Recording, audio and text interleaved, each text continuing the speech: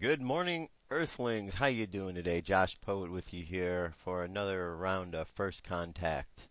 So, strange. I woke up today. I went to look at the news. There's no news. Nothing happens between yesterday and today. Not a very exciting show to report. Yeah, right. Wouldn't that be nice if we woke up and there wasn't really anything going on? It's quite the opposite, as a matter of fact. We've got tons of stuff going on. I have a lot of news to get to today. A lot of researchers online who are finding stories have lots of news every single day. Things are really moving along. So, unfortunately, we don't get to have the slow, no news kind of day. We got the big, full, lots of news kind of day, and it's coming right at you. We're going to start things off with the dream spell, the 13-moon calendar. Phrase for today is Red Crystal Dragon. Red Crystal Dragon, guided by the Skywalker. The phrase for today is I dedicate in order to nurture universalizing being. I seal the input of birth with the crystal tone of cooperation. I am guided by the power of space. On the Gregorian calendar, it is Thursday, June 23rd, 2011. Alright, that catches up to speed. I'm going to give you a little more insight on the dream spell Mayan calendar situation after the UFO news. In the meantime, we're going to jump to Dirk, who's got a story for you all about Nibiru. Dirk, over to you. Next up on the Cosmic News Network, the Cosmic News with Dirk Bradshaw.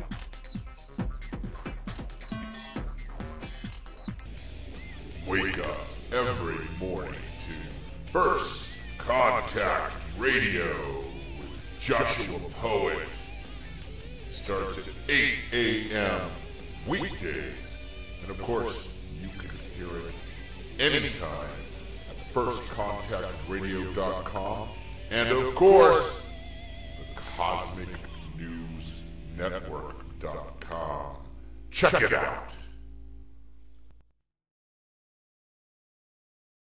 Flying high above the planet Earth, this is the Cosmic News with Dirk Bradshaw.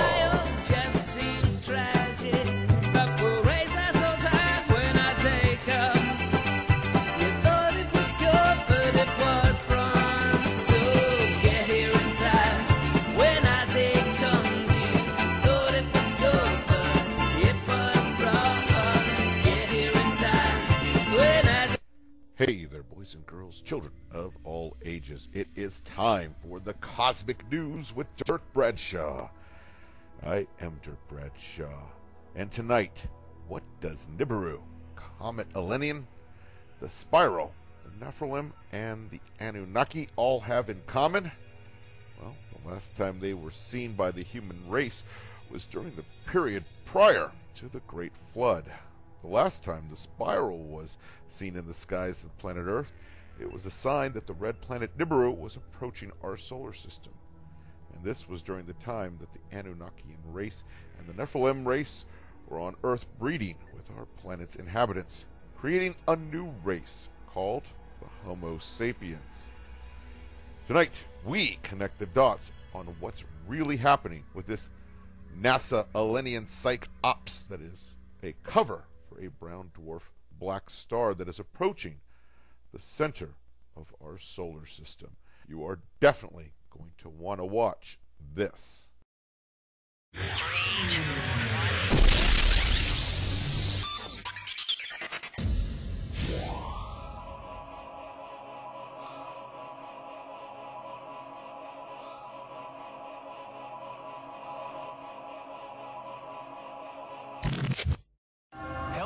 Is how the first quarter of 2011 has been described.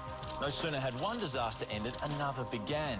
From massive floods to devastating earthquakes, growing civil unrest across the planet, a biblical-sized tsunami and a nuclear meltdown. It's no surprise that questions are being asked. Is there a deeper meaning? Are these events linked? And is there more to come? Many say that in 2012 conditions are rife for the perfect storm and more destruction on our planet. So is the end of the world closer than we think? And how much more can we take? The death toll is now at 613.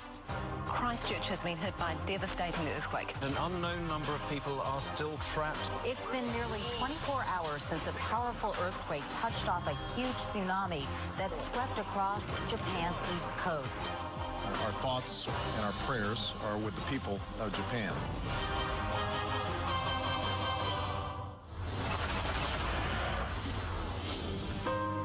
The summer of 2010-2011 will be remembered as our summer of sorrow.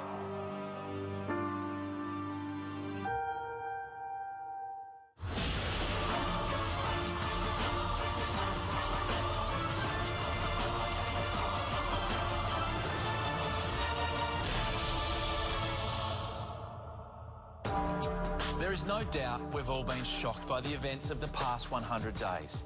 As humans, it's our nature to question. Are these events connected? Is this all just a terrible coincidence? Does science hold the answer?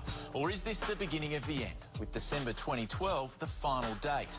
Tonight, we pose that question to the experts in astrophysics and seismology.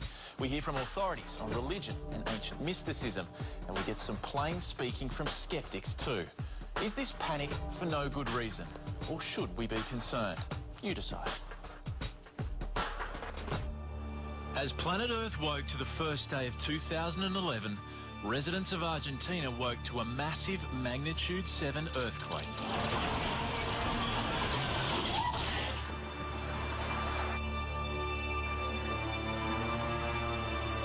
Almost simultaneously, an earthquake hit the Sichuan province in southern China, and with it 100 aftershocks.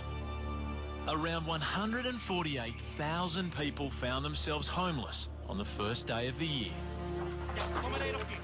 Has this year been more active than most? Well, the start of 2011 has been a particularly active area worldwide. January 2nd, 2011, and another earthquake. This time in Chile, measures 7.1. We have periods where there's above average activity. We don't totally know why it happens. January 11, disaster struck closer to home.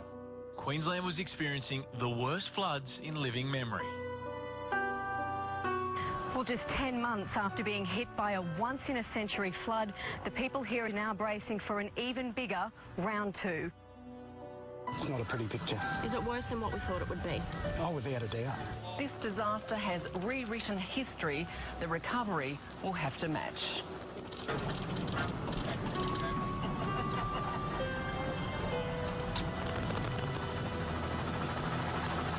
This is a disaster on an unprecedented scale, and it will require an unparalleled rebuilding effort. We have had floods before in Queensland, we've had cyclones before, but we've never had a disaster on the scale of this one. The first 3 months of this year have not been typical. There is no doubt that this year has been really tough.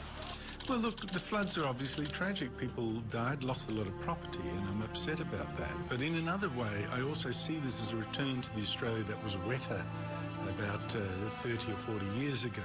You've got to realise the world isn't as safe as we like to pretend it is. It's wild and much bigger than we are. Get used to it.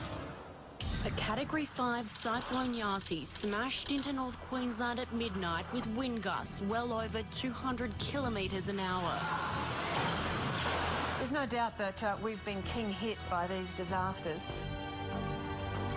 We have had clusters of disasters in the past, and we're having one now. Because it is so close to 2012, 2012ers see this as a sign that the prophecies are coming true. The 2012ers based their prophecies on the ancient Mayan calendar, which began over 5,000 years ago. But on December 21st, 2012, it runs out. The Mayans made this amazing thousands of year long calendar, which eventually finished on December 21st, 2012. Did they say it was going to bring the end of the world? No, they didn't. But what they did predict with incredible accuracy was solar cycles. Now, 2012 just happens to be the peak of an 11-year solar cycle. The Maya and the Egyptians were able to calculate when the magnetic field of the sun will change. If you study then this theory, you find that a big solar event will happen. And here's where science and ancient mysticism kind of agree. 2012 we'll see the peak of activity in the sun's magnetic field. It will see the possibility of large-scale solar storms. They're caused by things called solar flares, and an X-class flare is the most intense, and we might see X-class flares next year. So the possible effects are changes in communications. It tends to be shortwave communications that are actually most at risk. NASA says any moment in time it can happen. And what NASA is saying is almost as bad as what I am saying. Because if the electric grid system goes down, 90% of all Americans, Europeans and Australians will die within 1 year. If you don't have any electricity, then you don't have any food, there are no planes, there are no cars, and so on and so on. And it will be back to the Middle Ages there. And here's how Hollywood depicted that exact scenario. On February 15, a solar storm sent a massive solar flare, blasting to Earth at about 900 kilometres per second. And with it, electromagnetic storms, which totally jammed shortwave communication in China. There's an atmosphere of the sun, which is where we see these magnetic phenomena. And that is where these, what are called solar flares, which are essentially balls of gas. Sometimes they're twice, 3 times as big as the Earth. It's almost like a cosmic burp coming from the sun. In extreme cases, you can find a situation where power grids are overloaded, so all the switchgear trips out, and so you lose power. The last episode of that kind took place in 1989. It was in Quebec when 9 million customers lost their electricity because of a solar storm. So is this what the ancient texts are predicting? Something's going to happen in 2012. We don't think the world's going to explode or it's the end of everything at that point. But there is this feeling that we're approaching a very interesting time. NASA actually had an article saying what we're experiencing now, it would be pretty much like you're on the freeway with a group of Toyota Corollas, all the same, and all of a sudden you are passed by a whole fleet of Lamborghini Diablos. And it's like that's what we're experiencing right now as far as cosmic particles. Solar storms, floods and earthquakes, a world in turmoil. But over in Egypt, a storm of a different kind was brewing, and this one was playing out on Facebook. So I think the question in our times is it that there are more disasters happening around the world, or is it that we're able to watch them in real time unfolding on YouTube? Look, certainly it has been said by many, including one of the individuals credited with starting the Egyptian uprising, that it would not have happened without Facebook, and that is extraordinary. This gentleman was a senior marketing executive at Google. He created a Facebook page in a memorial to a young man who had been beaten to death by the Egyptian security forces. There are reportedly 15 million users of Facebook in the Middle East, 5 million in Egypt alone. And the government tried to shut it down, and it didn't work. One of the strategic mistakes of this regime was blocking Facebook. They forced everyone who's just, waiting to read the news on Facebook, they forced them to go to the street to be part of this. So countries where there's normally been heavy government censorship, people are able to put their messages out there on Facebook and on YouTube and on Twitter, inspiring other people to act, organizing themselves, mobilizing crowds.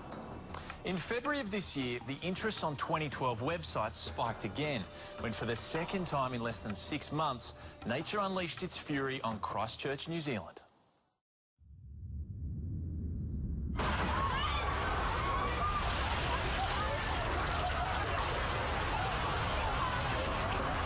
Christchurch has been hit by a devastating earthquake, 6.3 on the Richter scale.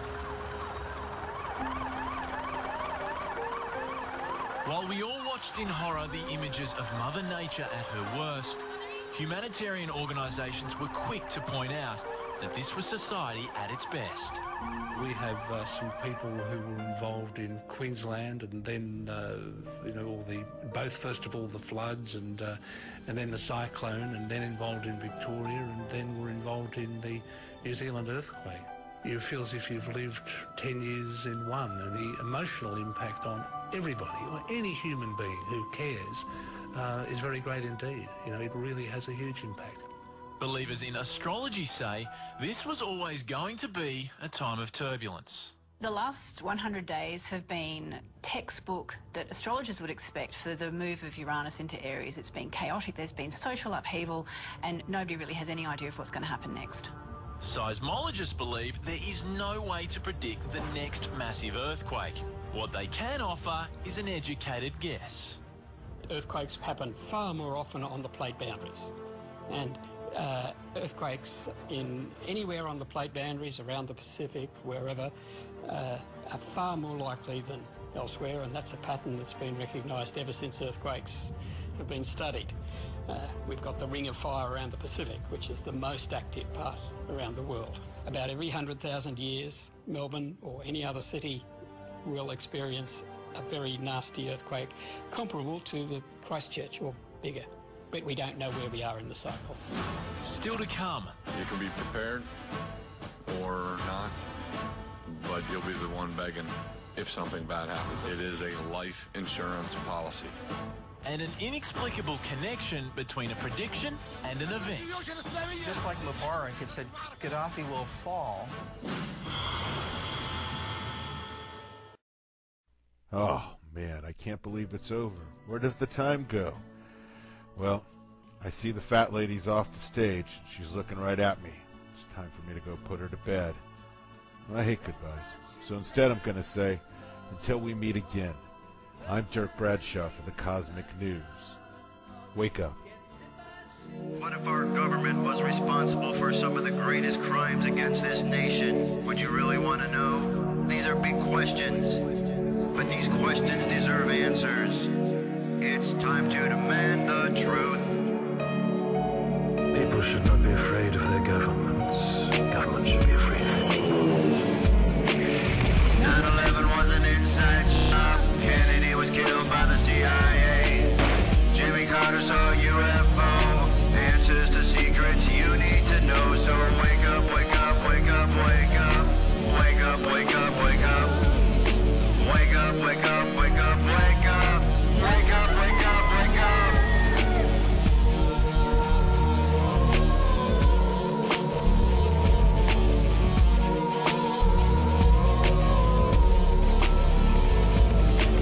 The evidence is overwhelming. Step past your fear, take a look. Illuminati lies keep growing. What they're losing from your eyes. And wake up, wake up, wake up, wake up. Wake up, wake up, wake up. Wake up, wake up, wake up, wake up. Wake up, wake up, wake up.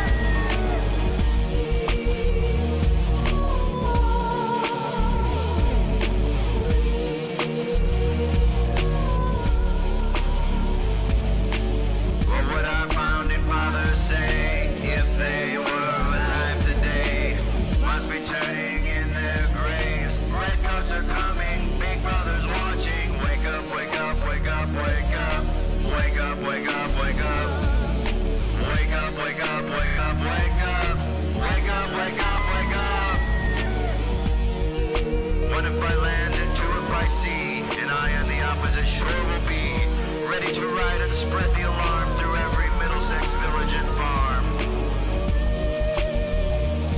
Whenever any form of government becomes destructive of these ends, it is the right of the people to alter or abolish it.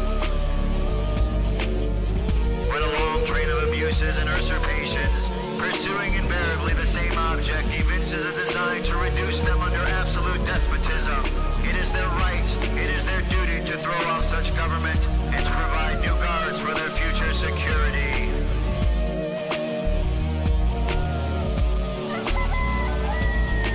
Wake up, wake up, wake up, wake up.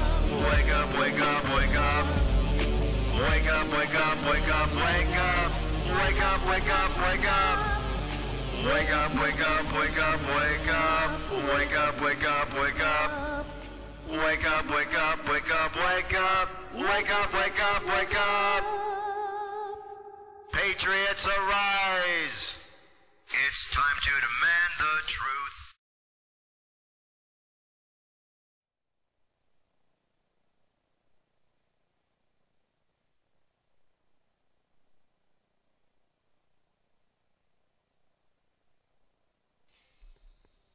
All right, Dirk, thank you very much. This is Josh. This is the UFO News. Here we go. We got a lot of stuff here. All right, starting off with the Examiner.com. Witness reports 4 stars above Centerville, Georgia disappeared. This is Roger Marsh. Centerville, Georgia, witnesses report watching and photographing 4 stars in the sky that did not move or blink, but then disappeared completely from view about 6 minutes later, according to June 21st, 2011 testimony from the Mutual UFO Witness Reporting Database. The witness believes the objects were lower than the cloud cover. Trouble is, you couldn't see the sky yet, just the clouds. The stars were in front of the clouds, the witness stated. The objects appeared to be stars. The lights did not move nor blink. They were white, stationary lights, points of light, exactly what a star in the night sky should look like. Camera info shows he snapped a picture about 8:18, but the clock in the car reads 7:45 or so. Alright, and there's a couple of pictures there to check them out. Go to our page, First Contact Radio, right-hand side, UFO News link, and the stories are all up there, pictures included. Here we have also, from Roger Marsh as the Examiner, multiple lights in V-shaped formation spotted over Orlando, Florida. Florida witness 1 mile east of SeaWorld Orlando in the Williamsburg subdivision reports watching between 9 to 11 silent lights moving fast in a V-shaped formation, according to June 22nd, 2011 testimony from the MUFON database. The lights were not connected and seemed to fly independently due to their movement. The witness stated they also did not flash and had the consistency of a medium bright star. The flight pattern was similar to the way a flock of geese fly, but much faster and absolutely no sound. The witness described the path of the objects. The path would have taken them between downtown Orlando and the Orlando International Airport. I'm located 1 mile due east of SeaWorld Orlando in the Williamsburg subdivision, was facing due south when I began to see the lights at about 30 degrees on the horizon moving from my right to my left. I followed them about 12 to 15 seconds until they disappeared behind a tree in my neighbor's yard. Witness estimated the speed and the size of the object. They believed the light stated consistent speed during the sighting. They appeared to move a little faster the closer they got to his position and slowed down slightly when they passed me. My best guess is the altitude of the lights was around 5,000 feet. I estimate the lights were moving approximately 400 or 500 miles per hour. I calculated this by watching commercial planes fly over and estimated their speed and altitude. The distance from the front light to the back lights was approximately 1,600 feet. Each light, I guess, was 400 feet apart. Again, UFO News link at our page, firstcontactradio.com, will give you all the pictures and info included. From irishtimes.com, space telescopes on the trail of ET. Scientists are As U.S. funding wanes, European scientists are taking the lead in the search for extraterrestrial life. A network of interconnected radio telescopes is the latest advance, and a bid is in place to link Ireland to the grid, enabling us to take huge photos in the night sky, wrote John Holden, which seems more crazy believing space aliens or spending a lifetime search for proof that they exist. Believing in them and searching for them are not the same. Surveys suggest that at least a quarter of us believe that intelligent life form exists somewhere out there in space, and many believe that claimed unidentified flying object sightings are real. These beliefs, however, are not backed up by credible scientific verifiable proof that aliens have visited here or that they actually exist at all. For that, you have to rely on the search for extraterrestrial intelligence in California. Since its foundation in 1984, it has searched for hard evidence of alien life forms, but so far it has turned up a blank. For the past 5 years, the Institute has been operating the world's only radio telescope array that is purpose-built to detect potential radio signals from distant worlds. Finding radio microwaves and radio signals will provide significant evidence of intelligent life. SETI, there's been a lot of stuff out there. Pay attention a little bit more. Quit sleeping behind those monitors, all right? There's signs of life out there all around. If you're not getting it, if you're not catching the news, it's because you're not paying attention. Onward. We have one story here. This comes from one of our listeners, Rick, up in Stockton, California. Said the other night on the 21st, right at midnight, so just right after it, we began the summer solstice day. He said he looked up, saw four very bright orbs flying together for about 15 minutes, and a fifth one appeared out of nowhere. They were heading towards Sacramento, very low. He watched for about 25 minutes. Said he didn't have any video or something or cameras at the time. But there you have it from up in California. UFO Rick in California. All right. And that is our UFO news for today. I'm going to jump real quick to a quick break. I'm not going to play the whole song, and I'm going to be back with more news. Stay tuned. I have come here to chew bubblegum and kick ass. And I'm all out of bubblegum.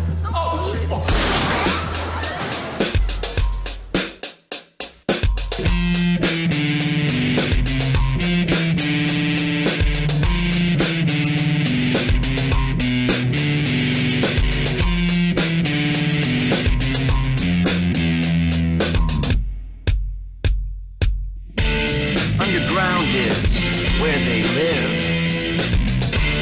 in the bases that are secretive.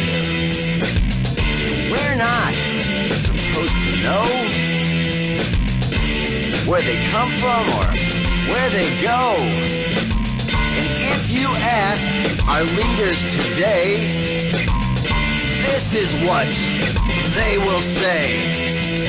I can neither confirm or deny. I can neither confirm or deny.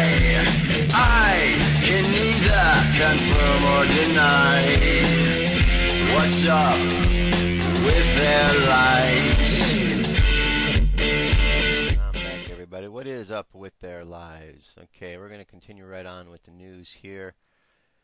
We are at spaceweather.com, and they have here an update on the CME forecast from the other day.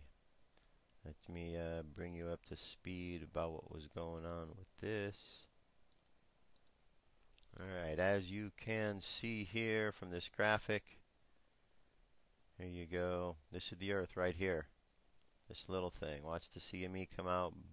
Oh, right over to planet Earth. How about that? Check it out, check it out, check it out. Now, according to spaceweather.com, this is what they say about that. They say a fast-moving storm warning, a fast-moving stream of solar wind. Fast-moving stream of solar wind is buffeting Earth's magnetic field. The combined effect of the stream plus the CMA expected to arrive soon has prompted NOAA forecasters to declare a 30 to 35% chance of geomagnetic storms on June 23rd, 24th. High altitude sky watchers should be alert for auroras. And here we have in a revision. It says a CME propelled towards Earth by the solstice solar flare on June 21st may be moving slower than originally thought.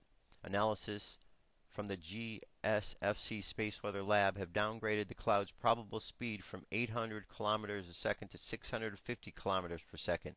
Impact is now expected on June 24th at 7 UT plus or minus 7 hours. And they have this animation over there, so you can go check it out for yourself. Show your friends where the Earth is going to be and get ready for some heat. Alright, moving right along. Floods are going on. North Dakota braces for worst flooding in 130 years. It says up to 1,200 people will evacuate from Minot, North Dakota today to escape the imminent onslaught of floodwaters that will soon be overflow levees along the Souris River and swallow much of the fourth largest city in the state. Well, as we were listening to the news, we heard that they were being evacuated yesterday. Here is some pictures from that event, from what's going on out there. As you can see here we go. Here's the floodwaters here. You can see how high it is by where it is on this telephone pole. Let's go down a little bit more. Got another picture right here. You see the road closed. This is drivable at some point in time. Here we've got another person taking pictures of how high the waters are. You see a house here in the distance starting to be submerged. And of course people packing up, doing the sandbags, getting ready. It's pretty severe, pretty severe. Predictions are on the rise according to Leavenworth. What is this? Leavenworth, I don't have it all open. Times.com says expectations for the already swollen Missouri River level this week rose slightly Wednesday, attributed to an increased release from the dam in South Dakota. On Monday, the river is expected to rise just short of 25 feet. By Saturday, as of Wednesday morning, those estimates have changed. The most recent forecast shows the river to possibly be as high as 26.8 feet Friday, before declining to just 25 feet by the end of the weekend. Getting intense out there, folks. Getting intense. And with all of this water that's going on, well, we got other problems because, according to stories out there, there's nuclear byproducts in the water. It says, go to Godlike Productions. They have a lot of chatter about what's going on here, and the different news stories like Hawaii News Daily, which talks about the fuel rods. One quote here says, Calhoun stores have spent fuel rods in ground level pools which are underwater anyway, but they are open at the top. When the Missouri River pours in there, it's going to make Fukushima look like an X-ray. The fuel is all sitting outside the reactor waiting to wash away or explode, which would destroy about 1,500 square miles of what used to be the Corn Belt. And again, we got more stories and information. This is over at the Hawaii News Daily, where it goes into details a little bit more about that. Talks about the pool that has all the spent rods. It says that the pool was so full in 2009 that they were sealing the fuel rods up in dry casks and sticking them in an on-site mausoleum. This, of course, is why there is a no-fly zone around the plant. Someone might realize that wherever the fuel crafts and underground fuel pools are, they are not inside the condom. Alright, and this here, this is a picture someone sent in. Can you see this here? Let me bring this up for you. Where are we at? There we go. This is a picture someone sent in. They saw this on the road and they thought this was quite interesting. It's a police vehicle, police rescue. Look at this thing. It's a pretty heavy-duty, armored type vehicle. Where is this going to? What's it going to be used for? Who knows? But it is out there and people are seeing this. Alright. Now let me close this out here. Before we go on, over at Space Weather we have the story from NASA. Dated June 21st, it says, in September 1859, on the eve of below average solar cycle, the sun unleashed one of the most powerful storms in century. The underlying flare was so unusual, researchers still aren't sure how to categorize it. The blast peppered Earth with the most energetic protons in a half a millennium, induced electrical currents that set telegraph office on fire, and sparked northern lights over Cuba and Hawaii. This week officials have gathered together at the National Press Club in Washington, D.C. to ask themselves a simple question. What if this happens again? A similar storm today might knock us for a loop, says Lika Guthan Kota, a solar physicist at NASA's headquarters. Modern society depends on high-tech systems such as smart power grids, GPS, and satellite communications, all of which are vulnerable to our solar systems. So, very important story there. Continuing along, I'm going to bring that up in a moment.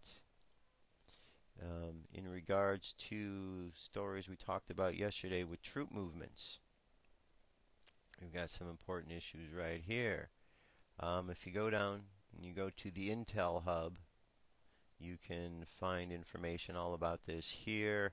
Of course, we have the video I ran this yesterday saying, just be smart about what's going on out there. Make sure what you're seeing isn't just National Guard out doing their summertime exercises or drills of that nature, because as we all know, the military lives in this country. They have to move back and forth somehow, right? So it's important that we check and see what's going on. These are some pictures having been sent in recently, and we do have some reports. I read you the report the other day about the FEMA around the country. Truck drivers seeing them, calling into radio stations. Here's one about a communications problem from a pilot of a B-737 who's having some communication issues and found that to be a bit curious. And then we have another video here. This video here gets into talking a bit about what's going on, and there definitely are concerns that people are having. Now, it's not just a coincidence that a few people are having these concerns. A lot of people are. And when people feel something, that something's about to go on, we need to pay attention to these kind of things.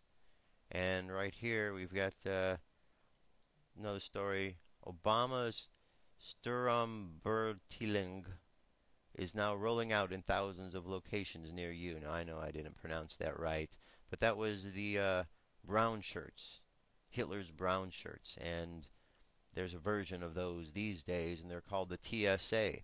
There's those sexual molesters that work for the transportation agency, those perverts that are out there feeling everybody up, from little kids to your grandma. Yeah, those idiots. They're out there, and now they're part of these great units called the Viper units, coming to a street near you. How about that, huh? Viper units to a street near you. Let me see right down here. It says the actual name of the TSA is an initialism, not an acronym, just like the FBI, CSA, NSA. They're all initialisms. So why would the TSA create a different acronym for their stormtroopers other than to associate the image of a Viper with the Viper teams? Well, you are free to dismiss this as just a coincidence or meaningless acronym that just happens to be pronounced the same as the infamous dangerous snake. There is a wealth of damning evidence, even if we are completely to ignore the agency's interesting choice of acronyms. I think we need to pay attention to what's going on with the TSA, because they are evil. They're bad. They're not good, man. And I've had discussions with this, and you've heard me on the show, and I'll say it again. If you're a TSA agent out there and you're touching kids and you're touching grandmas inappropriately, you can just drop dead right now on the spot, and nobody on this planet will miss you, because we don't need your kind of energy around here. Now, they're going to the streets in these Viper units. Maybe they chose that name to elicit a little bit added fear.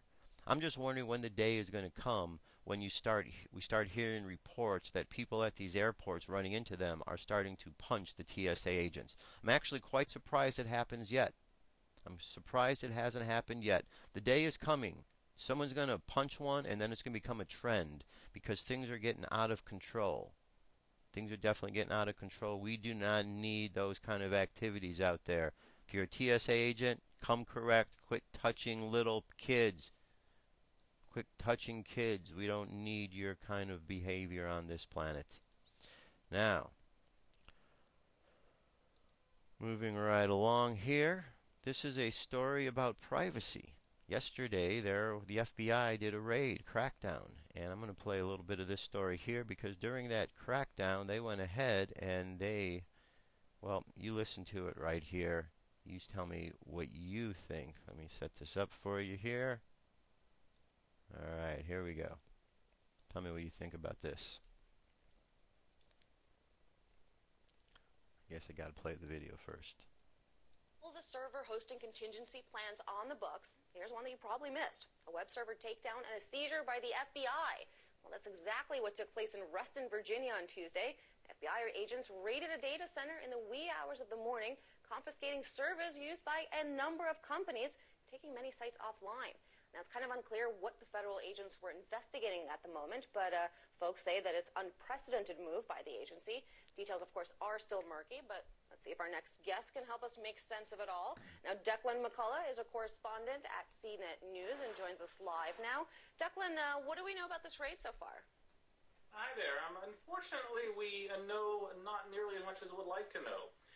The FBI seized not just a few computers, but entire racks of computers used as servers in this raid in Reston, Virginia.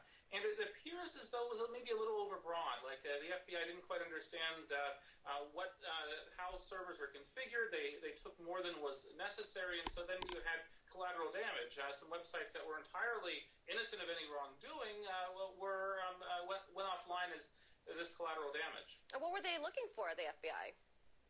Again, we don't know. The FBI isn't exactly putting out a press release yet. But as far as we can tell, it might have been related to some recent LulzSec hacking intrusion attempts. There have been efforts against Senate.gov last week. There was an arrest in the last 48 hours in Switzerland, for instance. And so that's what we think it is. Well, the timing of the raid is somewhat interesting. You mentioned the LulzSec attack. Of course, this comes on the heels of the arrest of Ryan Cleary in the UK, who's associated with the group loosely. Do we have any other indication that this could be some sort of an effort by the FBI to investigate that group? We have a few news reports saying that these, attributing this to government officials talking on background, that yes, the two are related, but we don't have any official information. Although I really kind of want to reserve judgment on the propriety of this until we actually have the court records and we see exactly what they were going after, it is a little worrisome that the raid seized all of these servers. There are other ways to do this. For instance, you just ask to copy all the data. I mean, it's like a printing press being used to publish libelous material. You seize the books. You don't seize the printing press that's used maybe 100 other companies. So there's a little bit of a First Amendment issue, and that's the danger. That's a great analogy, and I'm just wondering. I mean, in your years of covering these kinds of issues, have you seen this kind of raid take place before? There's only one incident that comes to mind, and that was that's approaching 20 years ago, and that's when the Secret Service raided a BBS, bulletin board system, of a predecessor of a website on the internet, over some computer hacking, as part of a computer hacking investigation, and sorry. I hope that's not the FBI, Declan. I certainly hope not. But what happened is that the Secret Service got a lot of pushback. It led to the creation of the Electronic Frontier Foundation, and civil liberties groups were alarmed. The Secret Service in that case backed down. So I imagine that the FBI might be issuing a bit of an apology after this. Well, All right. So, to my understanding here now, the FBI, in an effort to go check out possibly some hackers, in all of their wisdom with their cybersecurity department, supposedly didn't know when they would take servers offline it would affect others. Perhaps then they shouldn't be the ones working in the cybersecurity department if they don't know such simple things as that. I mean, come on now, FBI. You got to be a little bit smarter than that, I would think, right? You're working in cybersecurity, supposedly, and if you're not, send someone from the right department. Don't send just the lower underlings over to do the work that should be done by somebody with a little bit more intelligence in how to do it properly. Unless, of course, you wanted to do that and take things down, which is quite the case, because we know that you guys are all complicit in all kind of crimes as well, along with the CIA and others. So that could be a possibility just as well. Now, all right, Dutch Since, you want to check out his videos today. He's got a good overview on all of the earthquakes. There's been a lot of them all around the world. Another 6.7 took place in Japan yesterday, if you're not aware of that. Here's just a quick little clip. This is Gerald Celente. I believe it's Gerald Celente, Max Kaiser, a little 58-second clip here talking about Greece. Let's hear what he says. Is in the news, and you were speaking to the crowds in St. Thomas Square, Constitution Square, and you told them that after Greece would come the U.S. That's and right. lo and behold, in our first headline, IMF downgrades U.S. After raping and pillaging much of the world, the IMF bankers come home to smash and grab what they can from America. I was in Constitution Square speaking to hundreds of folks gathered the day after the big tear gas festival, and I told them point blank, in my own self-interest, the people of Greece need to stand up to financial terrorism because Greece goes down, Ireland goes down, Portugal goes down, Spain goes down, and they're going to come to the U.S. The U.S. is going down by the same financial terror. So please, people of Greece, don't let Papadreos and those nincompoops in your country steal all of your wealth. All right, so that was a quick little clip there. So financial issues to worry about. Here we go. This is more stuff about what's going on out there with the floods, homes destroyed by strong winds in Iowa. And we've got the evacuation orders in Iowa. And I want to bring your attention to this here. Again, Packy over at powertheweb.net. He's got some more information up there about, oh, blah, blah. Cracks me up every time I read that. Oh, blah, blah. All right, so let me just look at what he's got here. Well, we got the FBI seizes the web server story. We got the Minot mayor talking about the water and the dikes. He's got stories about the evacuation, the homes, Tennessee, and the radiation that's heading their way. We got all kind of flood prompts, 150-mile closure of Trans-Canada, on and on. I'm going to link this video right to our playlist, so you can go watch this today with all the other videos that are up there. Let me add this right now.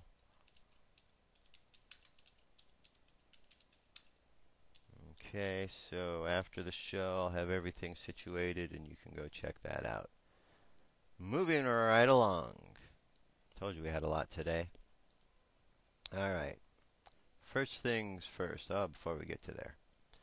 Alright, yesterday I talked about the Mayan calendar, the dream spell calendar, and every day I give information about both. Yet there is a discrepancy out there, and maybe you have heard about it, maybe you haven't, about what is the actual date. And you have a couple of gentlemen who are really out at the forefront. We've got a Carl Kaliman, a John Major Jenkins, and a Dr. Jose Argelis. Each one of them has a different belief or philosophy. However, they do all find some unity in the fact that there is information in the calendar. It talks about a spiritual change. So there is a lot of cohesiveness that they bring together, but the actual dates they have do differ. Carl Kaliman, who follows along with the long count, which is the day-by-day count that the Mayans have continued since they've been going for years and years and years. According to this count, he's been following it, and he says that there is a miscalculation in the way that we are understanding when the actual event is going to happen, and that actually October 28th, 2011 is the date of the end of their calendar.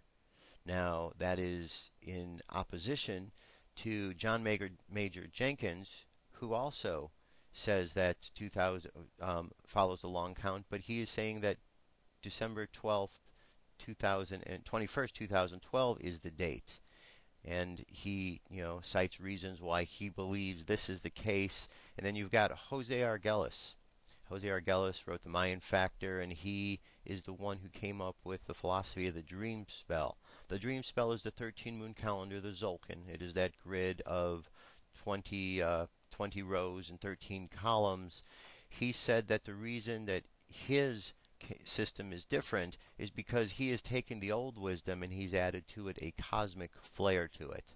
This is something that he said was his role. He was the closer of the circle, and that this cosmic wisdom was necessary to move us forward. I look at all of the different systems. I'm not really so caught up in any particular dates, but these dates are pretty good guidestones that between and around these times we're going to have some change. You see, the whole Mayan calendar is about a change. It's indicating that there are planets and stars and energies that are going to be affecting us on planet Earth, and that we are going to be changing through that process. Now, some of that change may be physical change. Some of that change may be spiritual change, and I'm suggesting and telling you that a lot of that change is going to be a spiritual change, something on a different consciousness level. Things are happening right now in the world. Disasters are happening. As disasters happen, people bond together. As people bond together, they have a different way of looking at life. And as they look at life differently and their consciousness is evolving, everything gets better. Everything gets better because of that. Now, I heard an interesting story the other day. A friend was telling me she was driving on the freeway and all lanes had stopped for a couple of birds that were crossing the road. And, well, that's quite interesting because normally people don't really stop for those kind of things. It seemed to me, maybe in some small way, that with all of the events going on, there might be a little bit of compassion leaking into people's lives, so that instead of just taking something for granted, maybe people are willing to stop and allow something as simple as a bird to cross the street. I don't know. She thought it was weird that it was going on. I think it's interesting that people are doing that. I think there's going to be a lot more of that.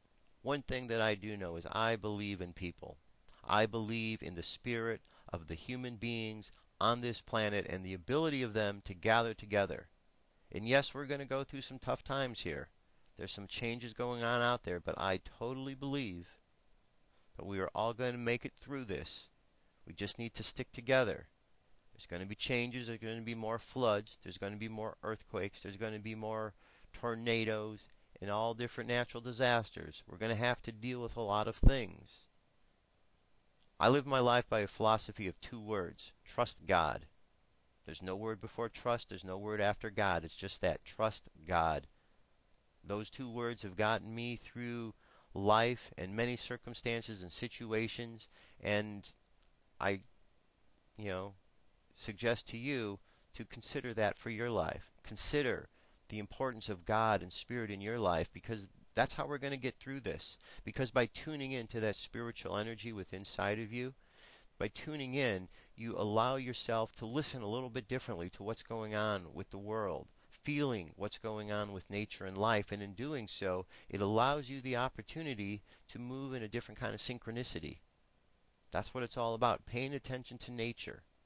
Technology has really taken us a great distance, and technology will continue to evolve. But we ourselves, as beings upon this planet, need to make sure that we are evolving with the technology. Because right now, technology far outweighs what we are able to do down here. When we have nuclear reactors and problems that can go out and kill, that type of technology is not in control by anybody. There needs to be a different kind of consciousness that is behind that technology, because if there isn't a higher consciousness, something a little smarter, then there's going to be problems. Now, I said the other day, and I'm going to say it again, and here's some little few things to point out to you. We're in a spiritual battle, a battle between light and dark. There are those in the world who are either completely naive to the negative and dark energies that are passing through them, or they're completely in accord with them and intentionally doing this. One of the scenes, and I've had this discussion over and over, and I'm in the rock and roll industry, and I've met a lot of folks, and they're always flashing the devil horns, like this is rock and roll. And I tell them, that's not rock and roll. That's the sign of the devil. What are you doing that for? Oh no, this is the sign of rock and roll. And so people do it over and over and over again.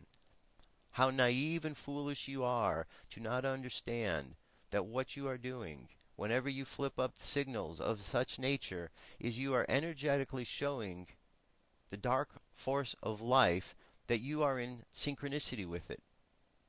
You may be unknowing to that because you're just doing it randomly. You think it's cool to do. Don't do it. Let me show you a few of the people that are doing these kind of things and see what you think. First here's Gene Simmons, who talks about being a prince of darkness, one of the demons. You've got, there you go, Kid Rock. We've got Obama, Mrs. Obama.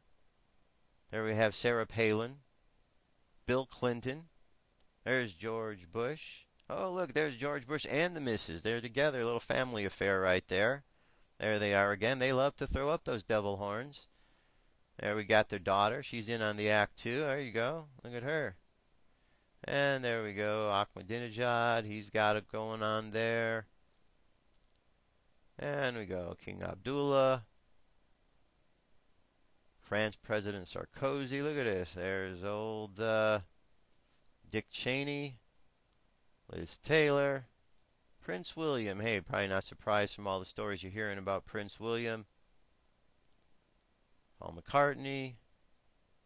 And you can go on, and they're all out there. So why are all these folks making the sign of the devil?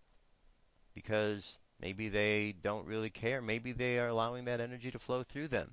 Here's an interesting one. Most recently, look at this. This was the Miss America. This was her picture, her moment. And look what she's got going on right here.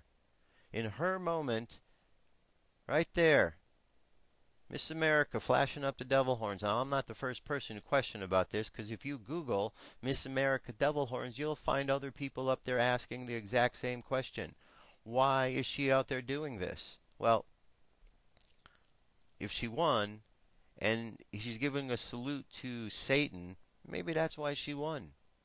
Maybe there's something about this woman that is just evil. Obvious, or maybe she's completely naive, but I've seen pictures where she's been doing this before. So, whatever the case may be, not a very bright woman for doing something like that. So, there's a problem. There's a disconnect. People are thinking that these kind of activities are acceptable, and they're continuing to do them. You have to stop friends and family members and people you know from doing things out of naivete because they think it's cute. Don't give allegiance or give signals to energies you don't understand, because for a long time on this planet there have been symbols used in rituals, so on and so forth, that have created and conjured all sorts of energies. Unless you know what those are, don't tap into them. Don't think you're strong enough or smart enough to tap into them just because you know a particular hand signal. Do a little research for yourself. Go on. We're in the day and age when you can learn whatever you want to learn online and go into forums and talk to people. It's amazing. Find out exactly what you're doing, the energy you're putting into the world. It will make your life a much smoother situation. Now, all that being said, I want everybody to take a moment, close your eyes. All right. Close your eyes. Let's just imagine right now. Let's imagine that you are in the middle of the earth, your arms and your legs and your head sticking out, and the earth makes the big part of your body. And I want you to think about that for a moment, and if the earth was truly your body, how you would take care of it. And in the way you would take care of your body, think about the earth in the same way. And know that the earth needs to be taken care of. So let's start right now by sending love into the earth, because as we know, day in and day out, the earth is creaking and groaning and going through growing pains. So let's send some love and some light down into the earth. Let's allow that love to go around and touch each and every individual around this planet. And let's imagine just being connected in that spirit of love and light. And then just think a kind thought. Send some healing around the world. There are people in pain. Let's just send some healing around and imagine people feeling better. Imagine people getting clear minds. Imagine people finding the strength to get through the challenges that they're going through these days. And think of the word courage and hold that word courage in your heart. Imagine the word courage as a blanket over the whole planet. And now bring your energy and tension back to this present moment. 3, coming back to the present moment filled with confidence. 2, coming back to the present moment filled with faith. And 1, coming back to the present moment happy, healthy, and whole. Happy, healthy, and whole. That is the whole idea, my friends. We want to be happy, we want to be healthy, and we certainly want to be whole. There's a lot going on. We can make a difference, a positive difference. The spiritual books that we have talk about this time as great times for us to learn and grow together. So let's do exactly that. Let's grow and let's learn together. Let's evolve our consciousness and our lives to the true destinies that we were meant. We're not put here to die. We're put here to live and to evolve. Let's live and evolve together, my friends. I'll be back tomorrow. You be safe. Peace.